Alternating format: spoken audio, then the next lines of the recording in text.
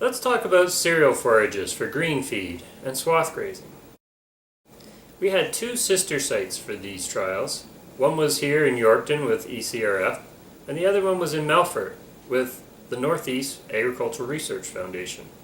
We looked at two seeding dates. One was early and one was late.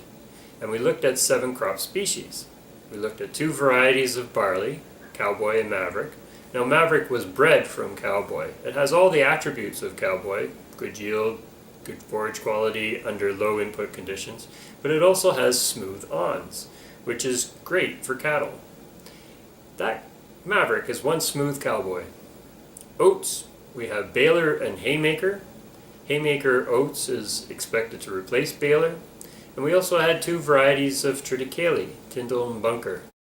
Now both of these varieties are onletted. They have reduced awns, which again is great for cattle. We also looked at golden German millet. Now this is a warm season crop. It's not going to do well under cool, wet conditions. It is drought tolerant, but because it's a warm season crop, it establishes very slowly and can be very uncompetitive with weeds. It makes a good swath grazing option because of its late maturity. It also has sort of a waxy coating on it that helps to preserve the forage quality. But this same waxy coating also makes it slow to dry down if you're trying to bale it for green feed. It's not really suitable as a grazing crop as it's shallow rooted and will be easily pulled out of the ground. Now one of the reasons we wanted to look at the 2 seeding dates was because of some work that came out of Lacombe. Vern Barron showed us that at their site, the yield of barley quickly dropped off as seeding date was delayed from May 10th to June 23rd. In contrast, yields of triticale and oats tended to increase for a while and then slowly decline. So he could find at late seeding dates some pretty dramatic differences in yield between barley and oats and triticale.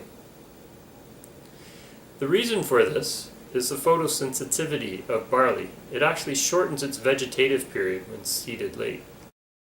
Well, let's see Yorkton here. We are July 7th and we're looking at plots which were seeded early on May 22nd. You can see the golden German millet here is painfully slow at coming out of the ground. And so if there are lots of weeds there, it's not going to be very competitive. If we go into the future here, it's September 2nd. The barley was harvested long ago on August 5th.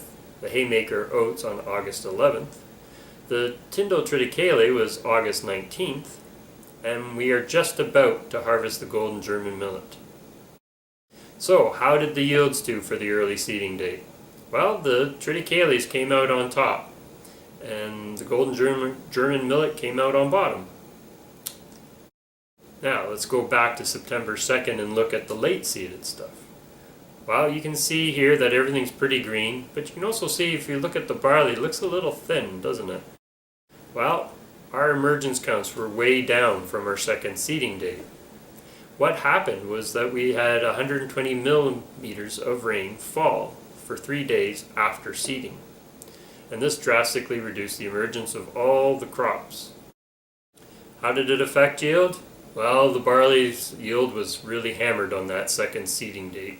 Actually, the yield of all the conventional forages was hammered by the second seeding date. The only one that was doing a little better actually was the golden German millet, perhaps because it's being seeded into warmer conditions. But why did the barley reduce so much more than any of the other cereals? Well, its emergence was greatly affected, maybe part of the photosensitivity effect, and also it doesn't like wet feet. What about our sister site? Well, they found Maverick barley on the early seeding date was the best, and it out-yielded significantly more than the Bunker triticale, the Tyndall triticale, and the golden German millet. The golden German millet did really poorly because it was competing against some Roundup-ready canola. By the second seeding date, there was no significant difference among any of the conventional forages. The golden German millet, while being significantly less still, was doing comparatively a lot better. So what conclusions can we derive from all this? Well, when seeding early, is there a clear winner between oats, barley, and triticale for forage yield? Not really. If we look at other agri-arm sites, we've got 10 years of data that we can look at. And if we compare Tyndall triticale versus cowboy barley, yield-wise, Tyndall did better 4 out of 10 site years, and cowboy did better 2 out of 10 site years. They were statistically the same for 4 out of site years. How about Baylor oats versus cowboy barley? Well, statistically speaking, Baylor oats only did better than cowboy barley 1 out of 10 site years, and there was no difference between the two of them for 9 out of 10 site years. So we're not getting a lot of difference for our early seeding date. So what about late seeding? Did that reduce the barley yield relative to oats and triticale? Well, at Melfort, maybe a little. At Yorkton, yeah, quite a bit, but there were other confounding factors there due to excessive moisture. More work needs to be done in this area before we can conclusively say we're seeing the same effects that are coming out of Lacombe regarding the photosensitivity of barley and its yield reduction. And what about golden German millet? Is it a good alternative? Well, if we look at those 10 site years, yield-wise, it was statistically worse 5 out of 10 years. It was never better than any of the triticales, oats, or barleys. It's not very competitive against weeds, particularly when seeded into cool conditions. It did have comparable forage quality, and it did develop more quickly if we seeded it late. It seemed to do comparatively better at a late seeding date. Probably has something to do with being a warm season crop being seeded into warmer conditions. And finally, all of the forages did provide good quality feed for mid-pregnancy cows. If we're talking about early calving and this sort of thing, they were a bit shy on the protein and the total digestible nutrients.